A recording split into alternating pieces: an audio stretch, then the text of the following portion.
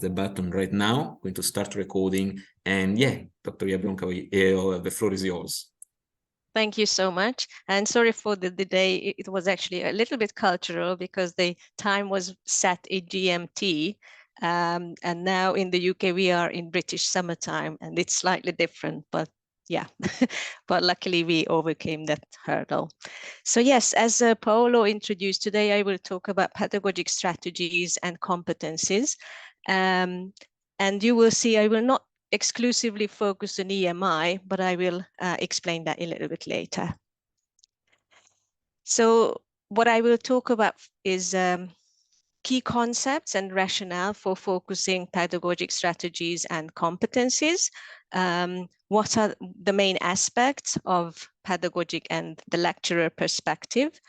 Conceptual frameworks, how we can study pedagogic perspectives and lecturer perspective, and some of preliminary findings of some of the important studies, focusing on practices, strategies, and competencies. And I will finish by drawing some conclusions and lessons from research and practice. And I just wanted to highlight that multilingual contexts might not necessarily be only the ones where we use English as a common language, but in this presentation, I will focus on these contexts where the language of instruction is fully or partly English. So let's first see how, for this presentation, I define multilingual higher education contexts.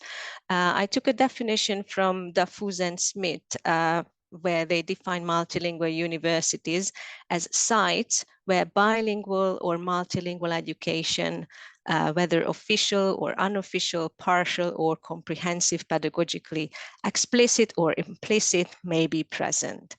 So this means that these are university contexts where often English is used as a medium of instruction, but participants in these classrooms come from a variety of backgrounds, have maybe English as their second, third, or even fourth language, and they have competencies in other languages as well. And I would like to highlight that would not like to focus exclusively on EMI, where EMI is often defined as using English for the medium of instruction in a context where the main language would not be English. But as you will see, I include Anglophone context, English-speaking countries into this definition as well. I just gave a couple of percentages of the percentage of international students in some of the contexts. Like in Austria, 11%. And this is one of internationalization in higher education is one of the reasons why we've got these multilingual higher education contexts. And as you see, we've got a context where there is very little percentage of international students, like maybe 1%, but there are other contexts where it's almost half of the students comes from another country. And when we look at OECD data, the most attractive destinations would be English-speaking countries, the UK, Australia, Canada, and so on. And as I mentioned, in today's presentation, I include those contexts into the multilingual higher education context as well. So why is it important to focus on the pedagogic perspective, and also to some extent it's also the lecturer's perspective? When we look at EMI literature, often there are specific challenges that lecturers face. Some of them are related to the language use, often in EMI context, but even in Anglophone context, the teaching staff's first language might not be English. And this is why they might find it difficult to build rapport with students. There might be a lack of focus on students' language issues relating to learning and studying.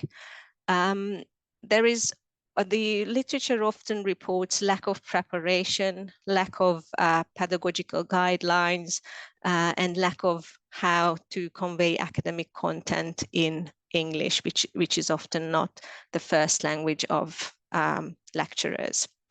And also focusing on EMI literature, EMI educators often report that they are not prepared or inadequately supported to teach in English. Often there is also findings that suggest that there is a misalignment between the challenges and the support, the challenges and the professional development training that lecturers might receive in these contexts. And also from a research perspective, there is little research that would focus on the pedagogic perspectives in teaching in multilingual contexts and the lecturer's perspective. There is one study, a systematic review, that focused exclusively on the UK higher education context, and I will share some of their findings in today's presentation. And we are actually conducting a systematic review, which James is also involved in, where we focus on EMI and Anglophone context and pedagogic strategies of lecturers in these contexts. So overall, there are challenges that are related to these pedagogic approaches, and there is very little research that would focus on these aspects. So what did we find in our systematic review? As I'm saying here, these are just preliminary findings because we are in the process of finishing up the analysis. So the database that we are working with is studies focusing on EMI and Anglophone contexts between 2013 and 2022. After long searches in different databases, we identified 90 empirical studies. 55% of them focused on EMI contexts and 42% focused on Anglophone contexts. And we did find a couple of studies that actually compare these two contexts. When we look at the overall research designs of these studies, what we see is 62% of them is qualitative, 30% uses mixed methods, and a small percentage uses quantitative research designs. Now, looking at this literature, what we identified is the main aspects of the lecturer perspective and pedagogical practices relates to policies and practices and competencies. In the case of policies, often the articles are about how the practices are not aligned with the policies that universities kind of stipulate for English medium of instruction. When we talk about practices, we can see some strategies, pedagogical approaches. Some studies focus on the language use and interaction in multilingual classes. And then we find some studies that focuses on different competencies or suggest different competencies what lecturers need in these contexts. So when looking at these 90 studies, what we are kind of comparing studies that focus on EMI and Anglophone context. We find that most of the literature in actually both contexts focus on lecturer cognition, which is about beliefs of how to teach in these contexts, a comparison between how they prepare to teach in this context. There is also a fairly large percentage, almost a third of the articles that focus on language-related pedagogic practices. These include things like preparation for English or teaching some vocabulary in English or terminology in English during the lectures. There is a smaller percentage in the EMI context that focuses on non-language related pedagogic practices. These would be things like using group work, using technology, using certain even non-linguistic visual resources in the lectures. And this percentage is highly bigger in the Anglophone context. There is more focus on these aspects in the literature.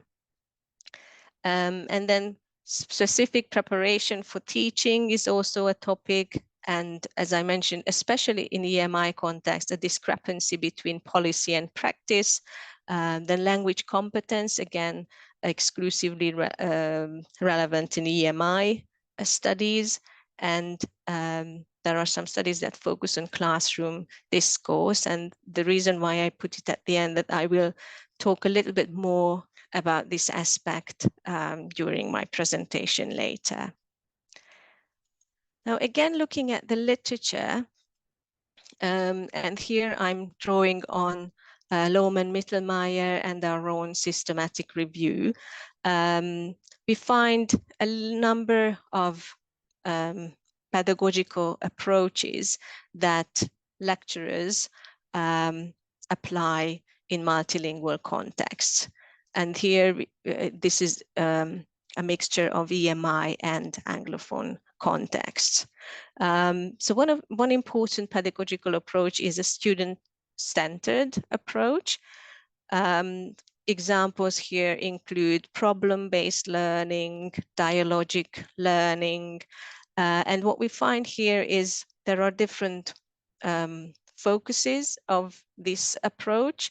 There is often we find an intercultural focus, for example, using culturally responsive approaches in the teaching or using material artifacts that represent certain cultural aspects of the teaching or of the topic.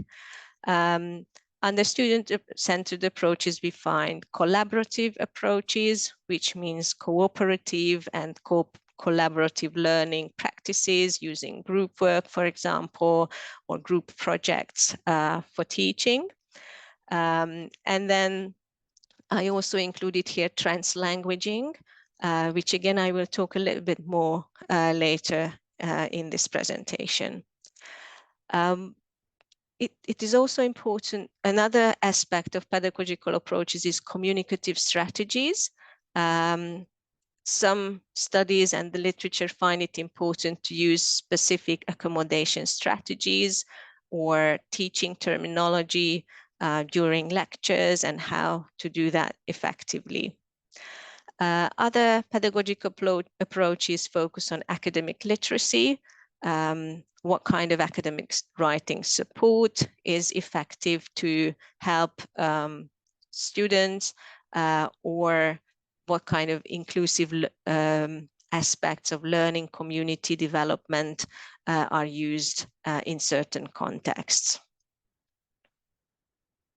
Continuing the examples of pedagogical approaches, some of the literature focuses on aspects of assessment.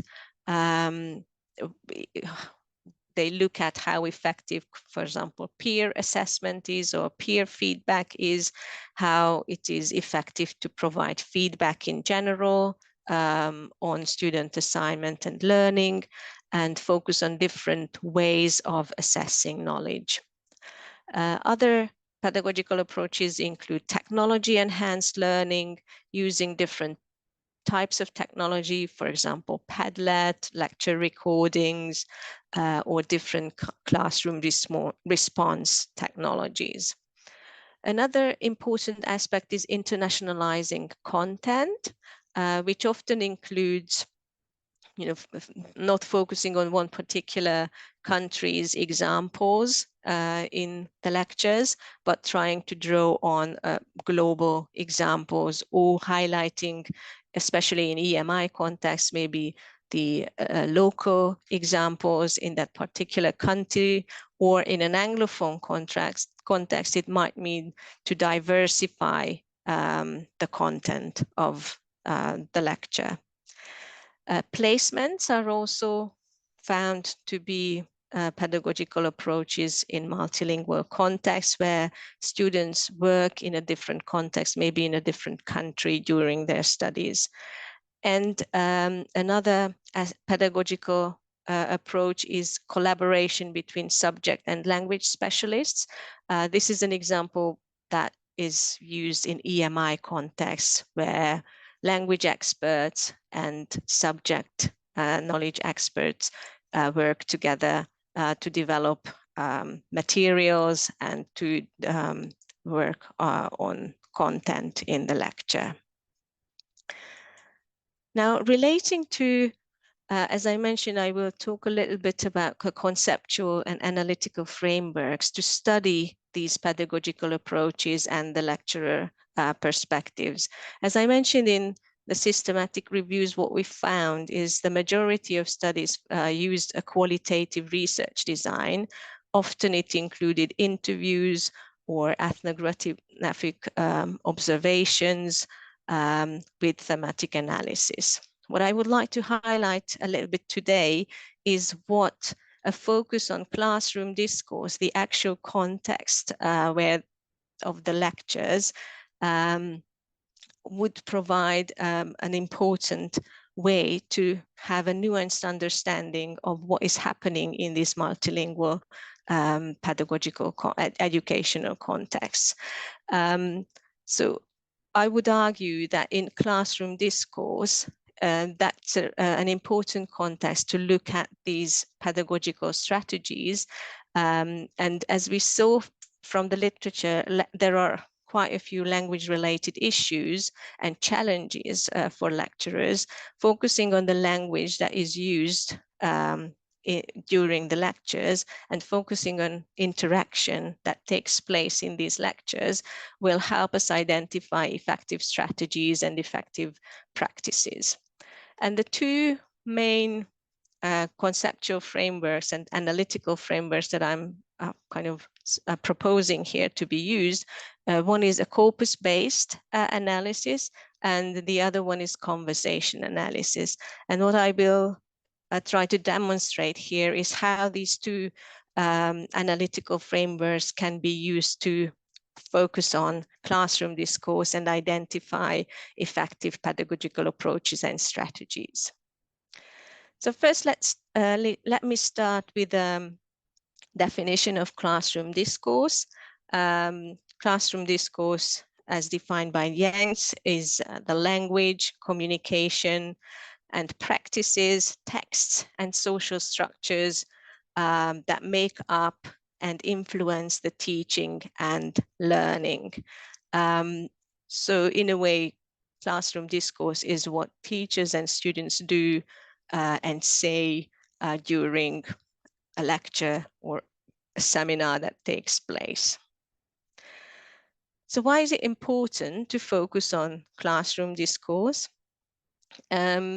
Previous research found that these are important moments in classroom discourse during teacher-pupil dialogue and interaction that have significant consequences for learning. There are certain ways of communicating, certain expressions that were found to be closely linked to the quality of student learning and the quality of classroom talk. So let me start by corpus-based approaches. And just for those of you who might not be familiar with a corpus approach, a corpus is basically a large text collection, usually a sampled, and that represents a particular type of text, in our case, a classroom discourse. So this might be, in the case of classroom discourse, a collection of classroom transcripts that are analyzed. And these collections might be as big as 300,000 words, or could be also smaller, or even bigger. Some of the studies that I will refer to use 6 or 8 million word corpora to analyze classroom discourse. A corpus-based approach has also different techniques and analytical frameworks to analyze texts. And what I will highlight here 3, and I will demonstrate 2 examples here. The first one will be focusing on meta-discourse. I will give a definition of meta-discourse in a moment. Another one will be focusing on lexical bundles, longer stretches, kind of phrases, formulaic expressions in classroom discourse. And the third, which I will not demonstrate in this session, is multidimensional analysis. And the reason why I think these 3 are important, because all 3 focus on important elements of the language use in classroom discourse that can be taken forward to strategies and also include in, for example, professional development courses. So let's start by focusing on meta-discourse. Meta-discourse is actually the element of discourse, which is not, the aim of which is not to convey content, if you, for example, think about classroom discourse, but it's more about rhetorical and interactive strategies, double checking that the audience is following, signposting in, for example, a lecture. And Highland identified different categories of meta-discourse and what their function was in different types of discourses. And in this table, you can also see a couple of examples of these expressions. So, for example, in the category of interactive resources, we can talk about transitions, expressing semantic relations between main clauses. This is, for example, in writing, and then examples could be in addition, but, and thus.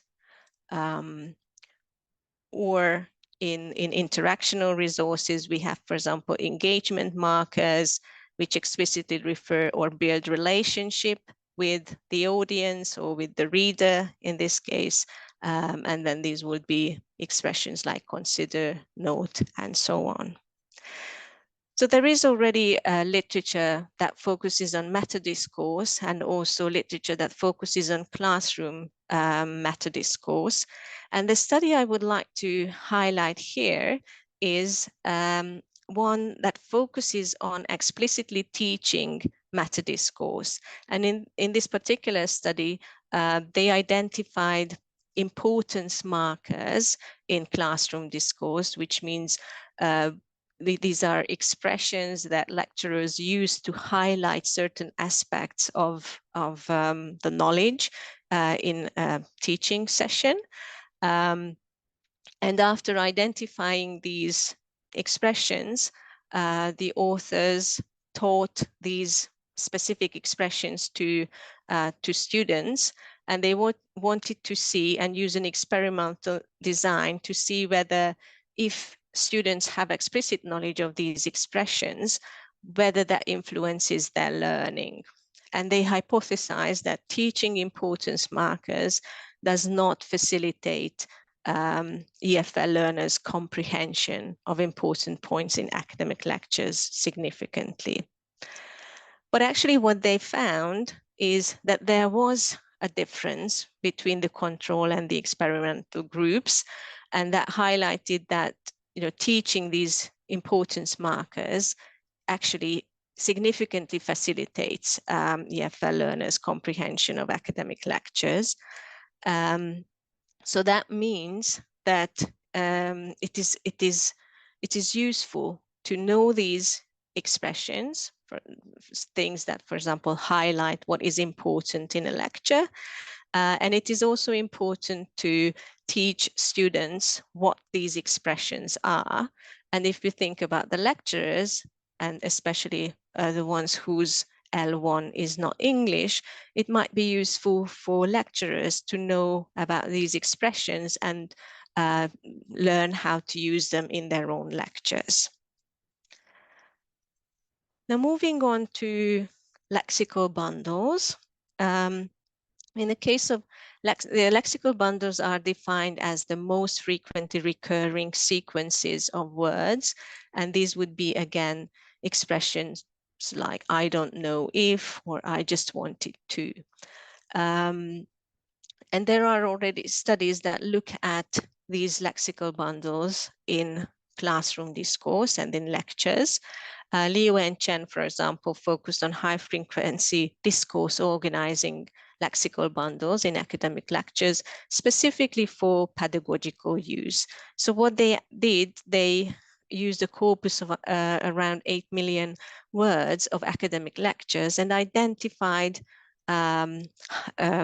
lexical bundles and identified what the functions of these lexical functions were in the lectures.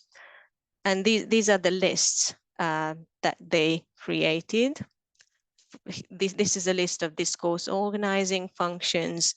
And here it is a list of stance expressions, which are expressions that focus on, for example, highlighting importance, what is the speaker's stance, opinion of what they are talking about. And what these authors are suggesting is that overall comprehension of lectures can be developed, can be increased by the lecturer's use of explicit lexical bundles.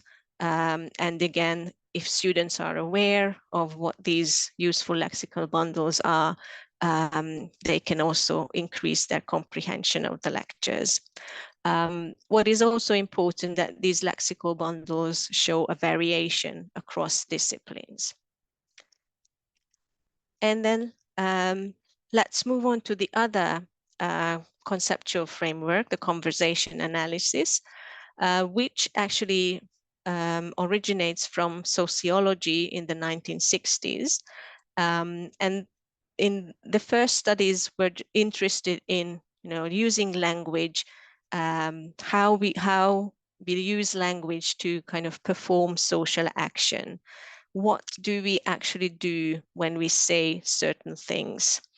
And in applied linguistics, studies focus on what we call the institutional talk, talk in education, and classroom discourse.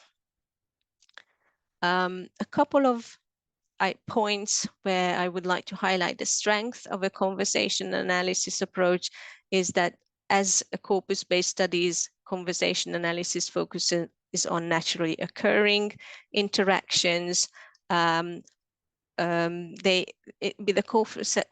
conversation analytic approach, the aim is to offer an kind of an insider perspective. We try to look at the interaction through the lens of the participants. And conversation analysis, it often focuses on the sequences, what is happening in the interaction and how the social relations are constructed between the participants by using language. So why I think a conversation analytic lens is really useful to analyze multilingual classroom discourse. Previous studies identified, looked at the role of L1, for example, in multilingual education and context. And it was found that L1, the first language of participants, is often used to build rapport between lecturers and students, improve comprehension, and also explain subject-specific terminology and maybe give local examples.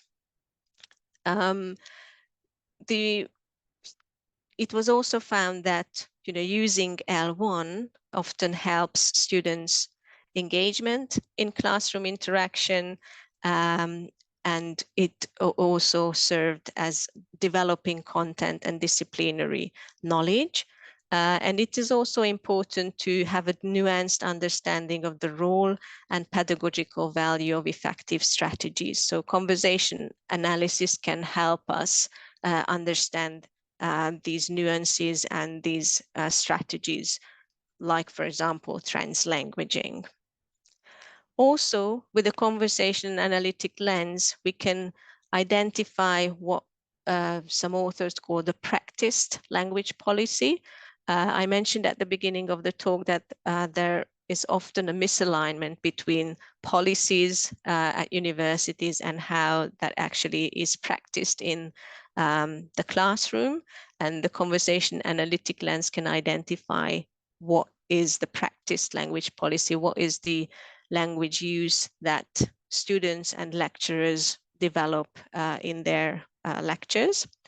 And also a conversation analytic lens also can help us identify kind of micro strategies, for example, transforming students' questions into teaching subject specific expressions or subject specific points. Now, just coming to translanguaging, it was actually introduced in the 1990s as an idea of kind of flexibly moving between languages, flexibly using multilingual resources in our language use, and specifically in educational contexts, this has been found to be used for example, scaffolding and supporting the expression of students' ideas and questions. So let me just give you two examples here from a study we've just conducted, focusing on 4 different EMI contexts. This example comes from Turkish computer engineering context. And as you can see, among the teacher speaks in English, but the students actually asks a question in Turkish. And then another example from a biochemistry class from China. And what we can see here is that the lecturer actually gives the terminology in English, then in Chinese. It's actually a translation of the words in English. So kind of reinforcing the terminology in L1.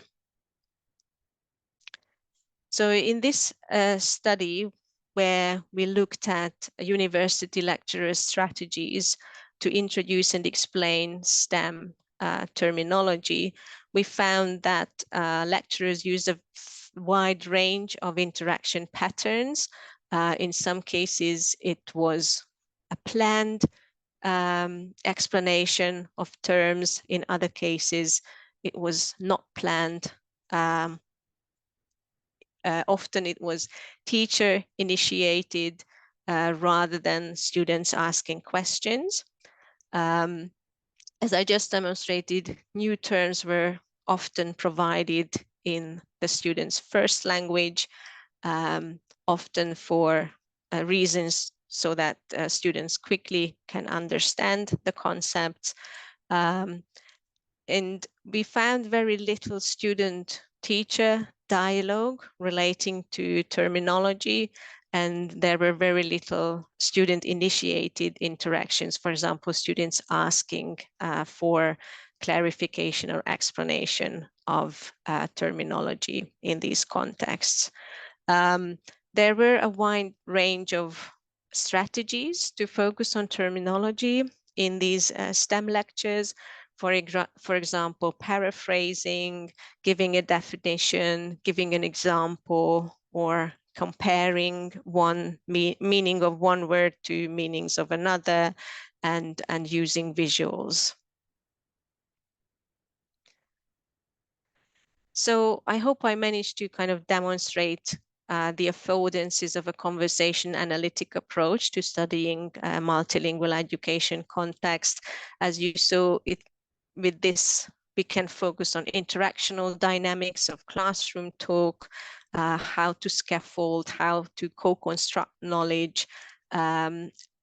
It can focus on multilingual languages in interaction. What is the role of one or the other language? Conversation analysis can also focus as multimodal resources. So visuals used during lectures can also be analyzed with a conversation analytic lens. And I mainly spoke here about the interaction between student and lectures, but in some contexts there are small group student interaction, and the conversation analytic framework can also be used to analyze these kind of small group student interactions.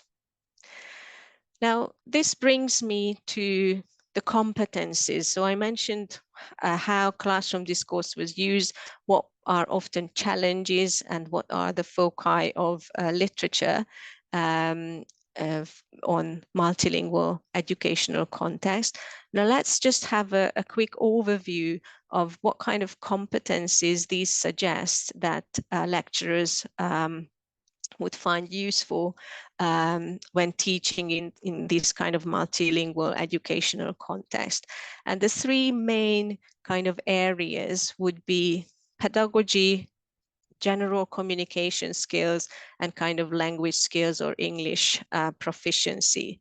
So in terms of pedagogy, a student-centered approach, learning how to focus on different aspects, needs, and demands on students, learning different scaffolding techniques, and also specifically, for example, teaching particular vocabulary aspects, and especially in EMI context, but also in Anglophone context, collaboration between language and subject specialists, that would be competencies in terms of pedagogy. In terms of communication skills, relevant aspects of intercultural communication, focusing on culturally responsive ways of teaching and communicating is important. And what we call accommodation strategies, how to check understanding, how to support students asking questions and anticipating their difficulties. And finally, language skills or English language proficiency. It is important for lecturers to have a good understanding of the language, the features, linguistic features of their own subject field, which is partly terminology, but it is not only the vocabulary of the field, but it also relates to genre and how to write and how to talk about their subject topics. And also language for classroom management, as we saw, been focusing on classroom discourse. What are the ways, what are the expressions that are useful to use to guide, to build rapport, and highlight aspects of their content. Now, just based on these ideas, I just compiled a couple of points relating to guiding professional development for these contexts, multilingual educational contexts. What is very important is that any professional development should focus on context-specific aspects. So depending on the country, the cultural context where the lecturers need to teach, there are context-specific important elements of the professional development. The professional development should focus on pedagogical approaches, language-related issues, and effective interaction strategies, as I demonstrated when focusing on classroom discourse. And also it is important to focus on reflective practices and provide some kind of space for lecturers to discuss and reflect on their own strategies and learn from examples. As we saw from the literature, it is important to focus on language-related challenges, cooperating between subject and language specialists, focusing on pedagogical challenges and challenges related to culturally and linguistically diverse student groups. And finally, to conclude, in terms of practice, as we can see from data about internationalization in higher education, we can see that multilingual higher education is a kind of global phenomenon. It occurs both in EMI contexts and also in Anglophone settings. It is important to identify context-specific approaches to pedagogy to cater for the needs of the teaching staff and students. Such context-specific approaches should be culturally responsive and linguistically inclusive, for example, using translanguaging strategies and student-centered approaches. And explicit strategies for language-related aspects of pedagogies are important, and I hope I managed to demonstrate a couple of ways how to identify these. And in terms of future research, I think more research on language-related issues, classroom discourse, and how these actually affect the effectiveness of different pedagogical practices would be important. And this would hopefully result into a better understanding of effective and inclusive pedagogies. And thank you so much for your attention, and I'm open for questions if there are any. Thank you so much, Dr. Jablonkai. Very, very interesting presentation.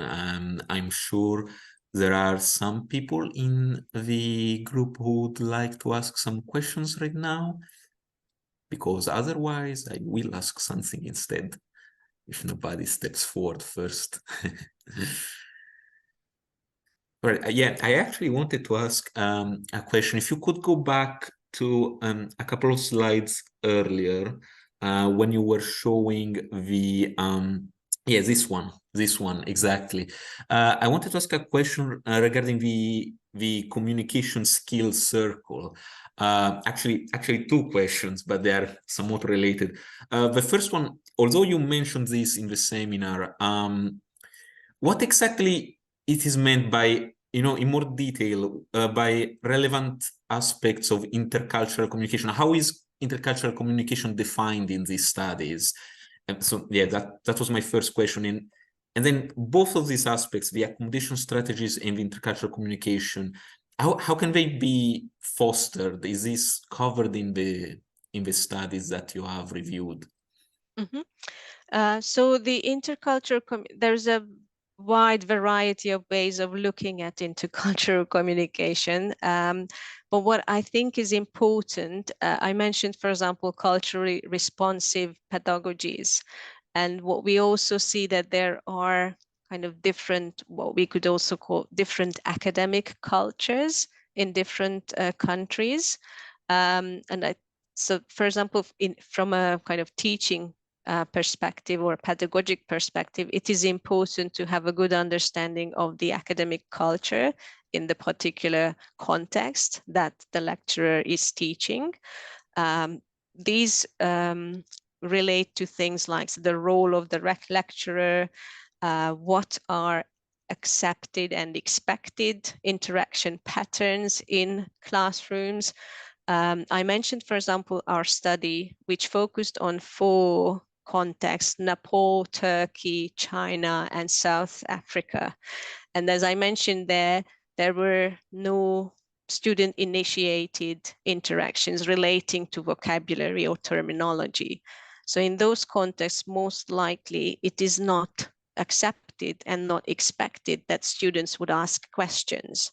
Whereas in other contexts, especially in Anglophone or in the UK context, lecturers might expect students to ask questions because that demonstrates their engagement in the lecture. So these are the aspects that from an intercultural point of view would be relevant in multilingual teaching contexts. Right. Yeah. Yeah, there's a comment from Nadia in the chat. This is an interesting observation, especially in terms of South Africa. Yeah. And do these studies cover, the way these aspects are fostered? Like, do they make suggestions on how they can be developed, they can be implemented in the classrooms? You mean, for example, fostering student questions in certain contexts? Well, like promoting the use of accommodation strategies to deal with issues in the classrooms. That's what I meant. Well, most studies would not they kind of describe or explore what is happening and maybe make suggestions how that influences learning. But I'm not really aware of study that would actually focus on how to foster these kind of strategies. It's more like identifying these strategies and describing these strategies. But I think this is what we would actually need. And from a pedagogical perspective, it would be nice to, identify which work better than others. Right. And I see there's somebody who has a question. Hind, can you? Yeah, thank you very much. It was really interesting, and it's exactly my PhD topic. But I'm also adding another concept or two concepts, like English and lingua franca and language policy. And regarding, like, as you did, like systematic review to the all studies, did you find any type of language policy show flexibility to allow having different languages? Based on what I read so far, most of them they put language policy behind, and they impose or they use, their N1. And I don't know about the study that you have been explored, if there is any flexibility. No, what we find, I'm more familiar with the Chinese context in this respect because I conducted a systematic review of EMI in China. And what we see there is that's actually EMI is often not even called English medium of instruction, but it's bilingual education. So they explicitly kind of allow the use of Chinese or L1 and English. So that's kind of a mixture of the two languages. In other contexts, there might be policies where they encourage the use of English. I'm not aware of where it would be exclusively English use in the policies. But again, the reason why I highlighted focus on classroom discourse, because what we see that even, whatever there is in the policies, what actually makes EMI work is what is happening in the classroom. And in the classroom, we often see in some contexts, actually, again, in the Chinese context, that there was an overwhelming use of Chinese and fairly little use of English in some specific lectures. Yeah, it's really interesting, and I can't say it like translanguaging as a medium of instruction or as a medium of education rather than to be in English, because they have the concept of multilingualism, and that's why they allowed maybe to use more English, more of their L1, and which is very interesting that there is a shifting from EMI to more translanguaging perspective. Yeah, thank you very much. Yes. But if you think about, I mentioned some of the roles that were identified in the literature of L1. And these are important aspects from a pedagogic point of view. For example, building rapport with the students. You know, building rapport is an important aspect in terms of pedagogy, because that's, if you've got that connection with the students, this is how you can actually convey knowledge as well. Yeah, thank you very much. Thank you very much. It's really, really, really interesting, and combine the whole study that happened in the past years, and I really appreciate it. Thank you. Right. We have a question from Nadia in the chat. She was talking about, again, in South Africa. I'm still stuck on this in terms of engaging in classes. I wonder which students you were referring to specifically in South Africa. This is definitely a cultural phenomenon. For example, African speakers such as myself, we ask questions constantly engaging in classes with these, whereas I know Easy Shoza or Tsivenda, sorry for butchering these pronunciations, speakers do not, as you said. Yeah, as I mentioned, this is a cultural issue. When I mentioned the South African data, we had, it was in a qualitative in terms of we didn't have massive lecturer recording. So it was a couple of lectures recorded. So I can't, you know, claim everything about the South African context, and it might be that your own experience is slightly different. But as you are saying, it seems to me that, you know, people coming from different cultural background in South Africa might have, as I just mentioned before, a different expectation of what a lecturer's role is in the lecture, and what is the student's role in the lecture. And some of them think that it is okay and expected to ask questions, and others would feel that it is not, and the lecturer should give the information.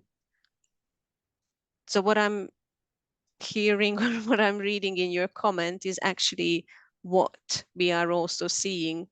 Cultural background of students influences how they interact and engage with lectures. Yes. I don't know if that's... Yeah, I think that answered Nadia's question. I can see from the chat. I don't know if we might have time for one last question from anybody. I saw a question by Michael, but I don't know where you put it, and it's not in the chat. Yes, it says, I can actually see it, okay. in the question and answer part. I think it's different from the chat. So it says in Southeast Asia, where English is not the first language, the policy in schools where EMI is implemented only allows English as the only language used, and no translanguaging is allowed.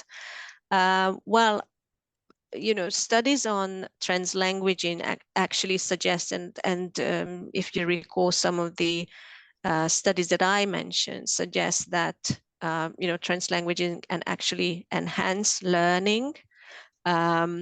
And again, just referring back to the role of L1 in EMI context, when students' first language is used, is often to, for example, reinforce comprehension, learning specific terminology.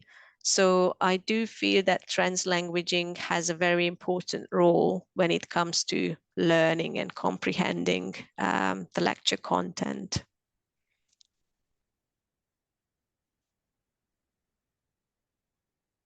I don't know if that I don't see an answer from Michael, but I think this is a very important question. It's something that a lot of practitioners especially ask themselves, since they are kind of forced to implement a policy which they might not feel 100% in agreement with. But again, this unfortunately is something that is common not only in certain contexts, it's really very widespread.